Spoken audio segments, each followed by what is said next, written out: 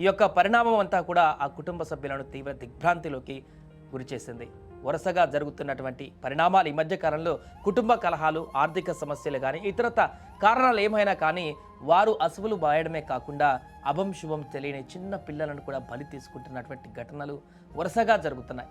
మొన్న ఆ మధ్య కూడా ఇలాంటి ఘటన ఒకటి జరిగింది. ఇలా ఒకదాని తర్వాత ఒకటి అభం శుభం తెలియని పిల్లలని కూడా కడతేర్చుతున్నటువంటి తల్లిదండ్రులు మరొక వైపు ఆత్మహత్యలు చేసుకుంటూ వారి యొక్క ప్రాణాలు కూడా తీస్తున్నటువంటి ఘటనలు మిగతా పేరెంట్స్ అందరినీ కూడా తీవ్ర కలవరపాటుకు గురి చేస్తుంది. తాజాగా కీర్తిక ఆత్మహత్య ఘటన అయితే సంచలనంగా మారింది హైదరాబాద్లో.